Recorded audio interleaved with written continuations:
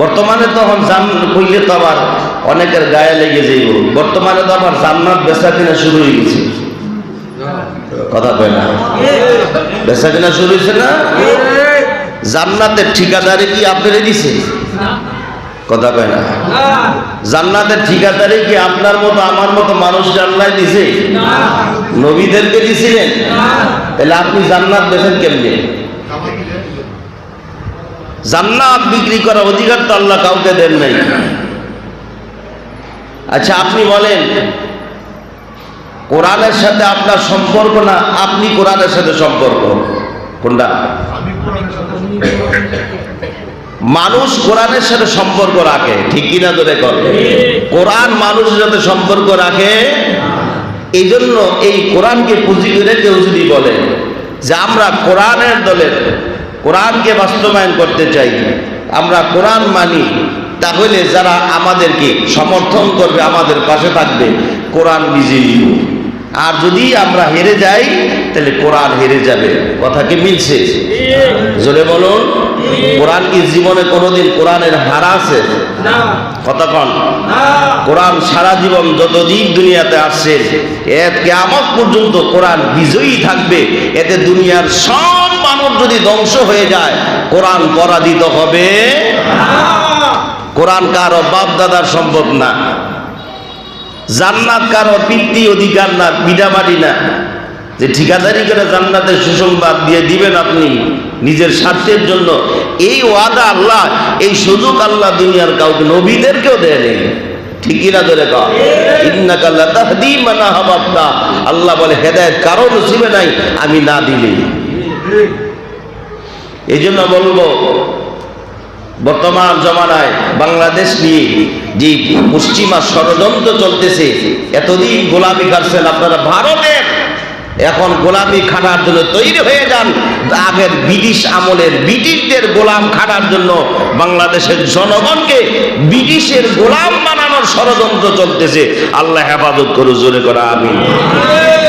আল্লাহ মাফ করুক, খোদা না কাস্তে যদি আবার ব্রিটিশ যদি চড়াও হয়ে যান এই দেশের মধ্যে, তাইলে আবার যেই সেই পাঁচ ওয়াক্ত নামাজ মসজিদে পড়বেন বন্ধ হয়ে যাবে, আপনি আল্লাহর ইবাদত করবেন, স্বাধীনভাবে চলবেন, বন্ধ হয়ে যাবে। ঠিক আগের সেই ভারতবর্ষের ইংরেজের শাসন আমলে, ব্রিটিশ শাসন আমলে যা হয়েছিল গোলাম, ঠিক তেমনি ভাবে বাংলাদেশকে গোলামের জিঞ্জির করার জন্য এই ষড়যন্ত্র লিপ্ত যারা হয়েছে, আল্লাহ তাদেরকে হেদায়েত দান করেন। আরো জোরে কোন আমিন। আল্লাহ এই দেশের ক্ষমতা তাদেরকেই দেন যারা দেশ এবং ইসলামকে নিরাপদ রাখবে। ঠিক কিনা জোরে কর? আমি কি কেউ পক্ষে বিপক্ষে বলছি? একটু পরে গিয়েই তো শুরু করো, হুজুরে কইছে এই কথা। আমি কিন্তু কারো পক্ষেও বই না, বিপক্ষেও বইনি। ভোট আপনার পবিত্র আমানত। জোরে কর কি? এটা সমর্থন। যে চোরকে সাপোর্ট করে, হ্যাঁ কি কথা কর না, হ্যাঁ কি? যে ডাকাতকে সাপোর্ট করে, হ্যাঁ কি? যে দর্শনকারীকে সাপোর্ট করলো, হ্যাঁ কি? হ্যাঁ দর্শনকারী। তাহলে আপনার পবিত্র আমানতের মাধ্যমে একটা লোক যদি ক্ষমতার মসনদে বসে গিয়ে হারাম গুনাহের কাজে লিপ্ত হয়, আপনি ঘরের মধ্যে ঘুমায় থেকে হ্যাঁ যত গুনাহ করবে একটা বাত আপনি পাইবেন। হ্যাঁ যদি আমার সওয়াবের কাজ করে একটা সওয়াবের ভাগ আপনি পাবেন। হ্যাঁ যদি মদের বোতল লইয়া খায় আর মহিলাদের সাথে রং তামাশা করে, আপনি ঘরে বইয়ে সুবহানাল্লাহ কইল, ও হেনতে একটা গুনার ভাগ আপনার আমল নামে জমা। এই জন্য বুঝাসি না কাম করে আপনার পবিত্র আমানত।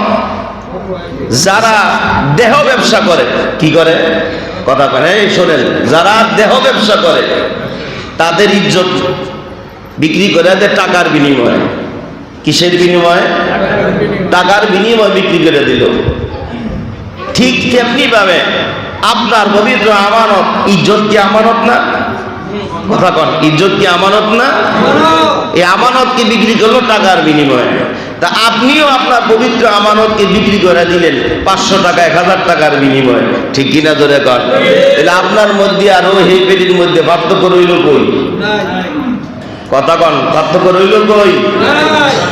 আপনি তো একজনের কাছে বেচেন নাই, কয়জনের কাছে বেচছেন আপনি নিজেও তো জানেন না, কথা কয় না। একদল আইছে, চাচা ভোটটা কিন্তু দিয়ে নামবো, হ্যাঁ এই লন 2000 টাকা দিয়ে গেলাম, আপনারা 60 জন ভোটার 2000 টাকা দিয়ে গেলাম। আপনি আলহামদুলিল্লাহ একেবারে বিসমিল্লাহ ওয়ালা মিল্লাতি রাসূলিল্লাহ জমা করে ঢুকাইছেন।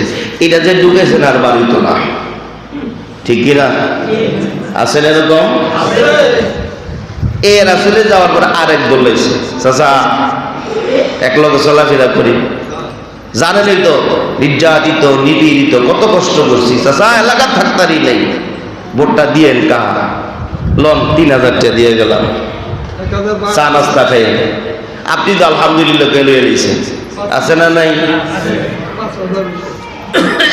এমন তো প্রত্যেক দলের সাথে আপনি বিক্রি করতেছেন, তাহলে আপনার মধ্যে আর ওই মহিলাদের মধ্যে পার্থক্য রইল কই? কথা কন, পার্থক্য আছে? আল্লাহ আমাদের বোঝার তৌফিক দান করেন। এই সমর্থন তাকেই দিবেন যে নিষ্ঠাবান, যে ন্যায়পরায়ণ, ইনসাফ ভিত্তিক রাষ্ট্র কায়েম করার জন্য চেষ্টা করতেছে, যার হাতে ইসলাম দেশ নিরাপদ, তার হাতেই এই দেশের ক্ষমতা আল্লাহ দেখ। জোরে করা আমিন, আরো জোরে করা আমিন।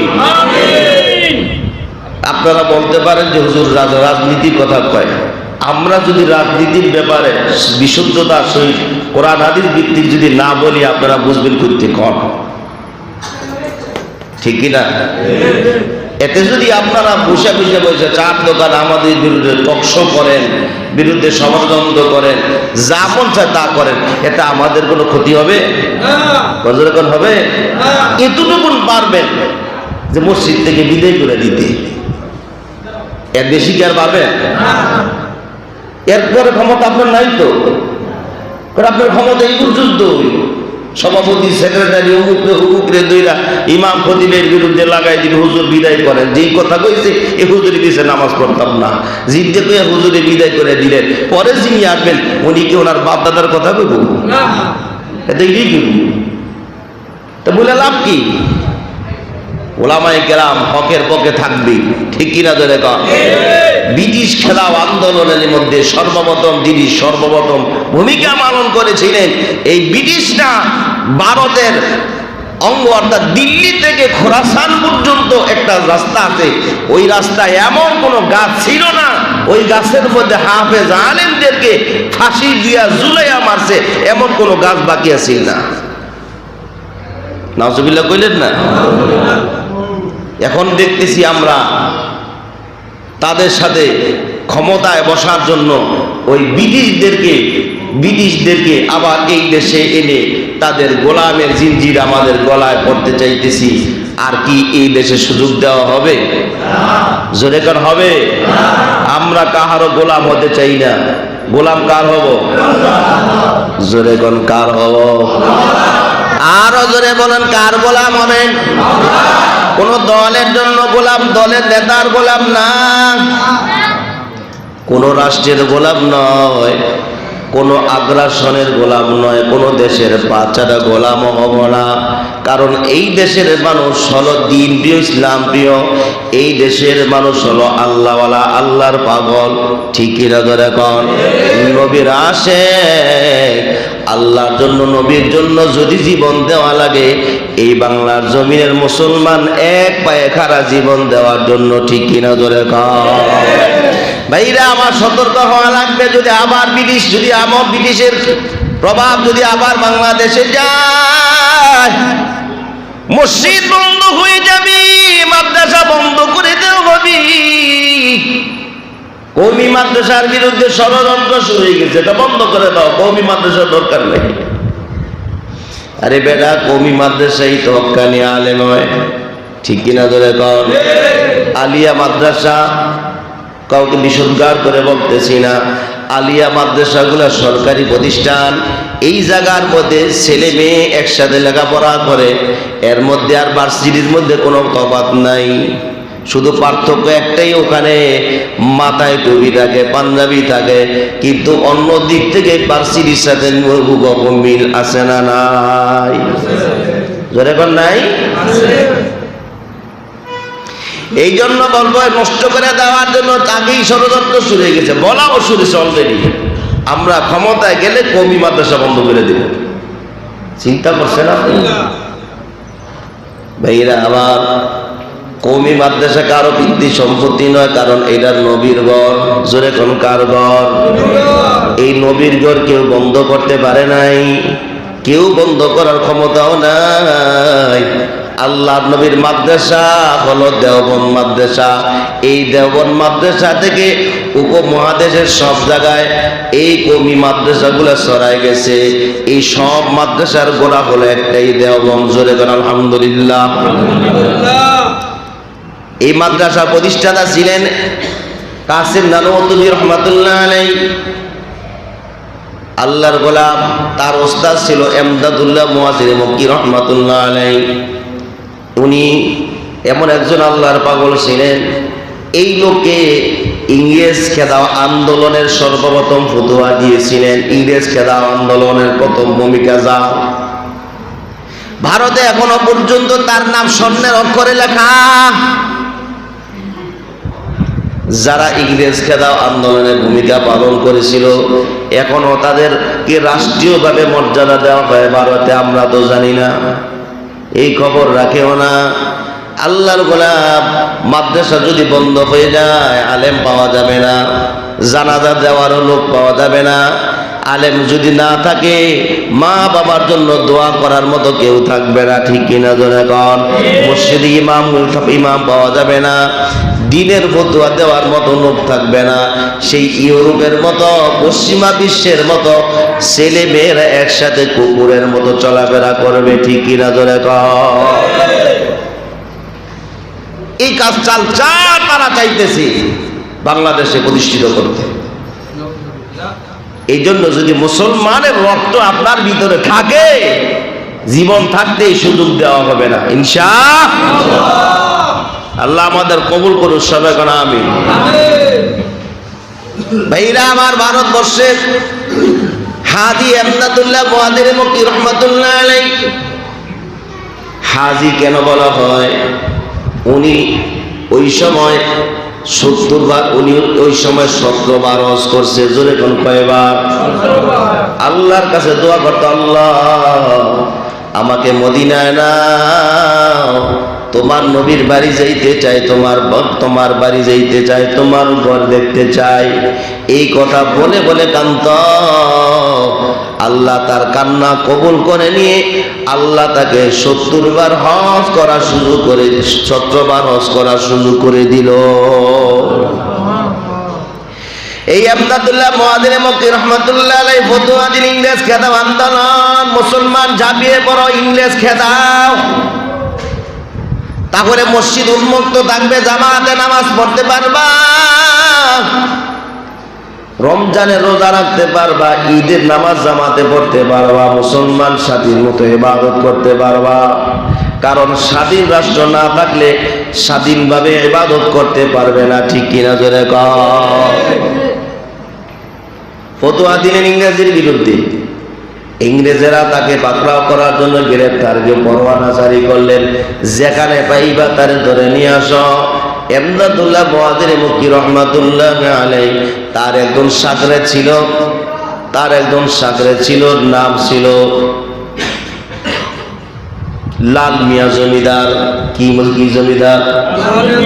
লাল মিয়া জমিদার। আল্লাহর গোলাম বলতে লাগলো, হুজুর আপনি মদিনায় হিজরত করবেন না?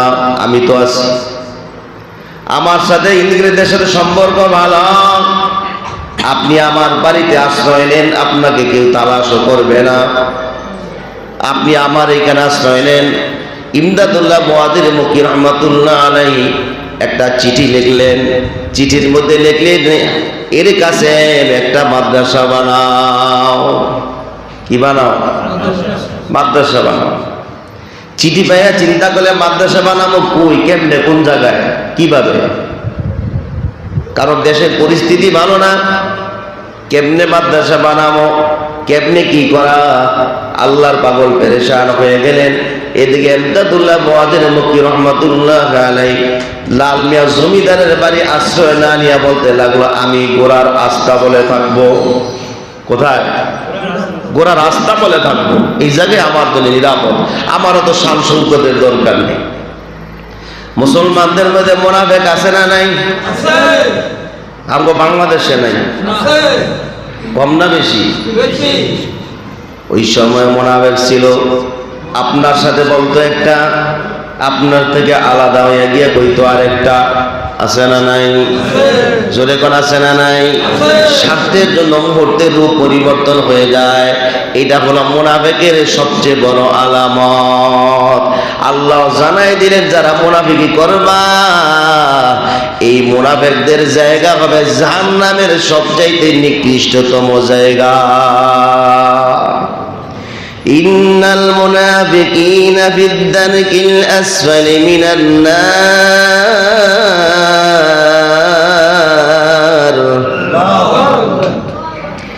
ইন্নাল মুনাফিকিনা ফিদ-দারকিল আসফালি মিনান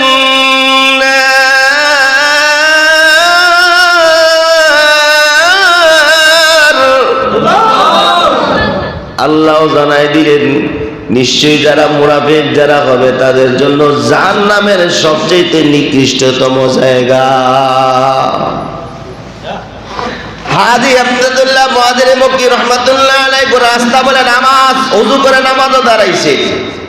ওইদিকে মুনাফিক মার্কা কিছু মুসলমানেরা জানাই দিলেন, আপনার বিরুদ্ধে যারা ফতোয়া দিয়েছে, ইংরেজ ফেরাও আন্দোলন, যারা আপনারা খুঁজতেছেন, পুরস্কার ঘোষণা দিয়েছেন, এই যে লাল মিয়া জমিদারের গোড়ার আস্থা বলেন মধ্যে পর্দা বসে আছে। ইংরেজরা খবর পাইয়া অস্ত্র শুরু করলেন, পাওয়ার অস্ত্র নিয়ে রওনা করছে। আস্থা বলে ঢুকে যায়, গিয়ে দেখতে পাইলে আস্থা বলে এক কোনায় যায় নামাজ বিছানো, কিন্তু আব্দুল্লাহ মুহাজির মক্কিকে কোথাও দেখা যায় না। ওযু যে করছে, ওযুর পানিগুলো এখনো গড়ায় গড়ায় জমিনের এই দিক সেই দিক যাইতেছি, যায় নামাজ বিছানো, ওযুর লোটাও আছে কিন্তু ইমদাদ নাই। অনেকক্ষণ তালাশ করে চলে গেলেন। লাল মিয়া জমিদার দৌড়ে আসলেন, হুজুরকে কি আমি তো এখানে রেখে গেলাম, হুজুর আবার গেল কই? ইংরেজরা হুজুরে পাইল না, কারণ কি? আইসা দেখতেছে ইমদাদুল্লাহ মুহাজির মক্কি রাহমাতুল্লাহ আলাইহি যায় নামাজও দাঁড়ানো অবস্থায় নামাজও দাঁড়িয়ে আছি।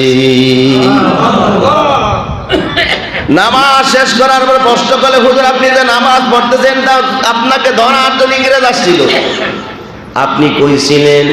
হুজুর বলেন, বাবা যখন আমি নামাজও দাঁড়াইয়া যাই, আমি তো একজনের গোলাম, আমি তো ইংরেজের গোলাম না, ব্রিটিশের গোলাম নই, আমি তো একজনের গোলাম।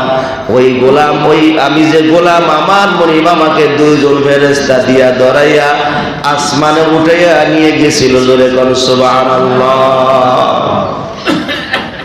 চিঠি লিখে দিলে একটা মাদ্রাসা করো কাশেম, কাশেম নানুতুবি রাহমাতুল্লাহ আলাইহি পেরেশান হয়ে যায়, কি করব, কোথায় মাদ্রাসা করব, কোন জায়গায় করব, কেমনে করব?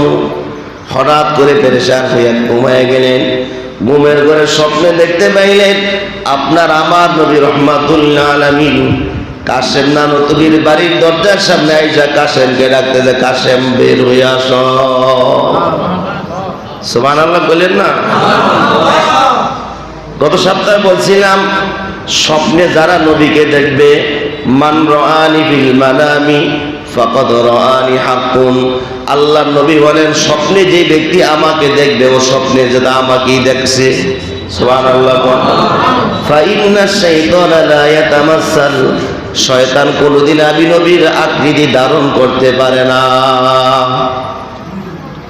কাশেম নানুতুবি রাহমাতুল্লাহ আলাইহি ঘরতে বেরিয়ে গেলেন, দে নবী আর কত পেরেশান, দূরে নবীর দিকে জড়ায় ধরছে। সুবহানাল্লাহ কন্যা।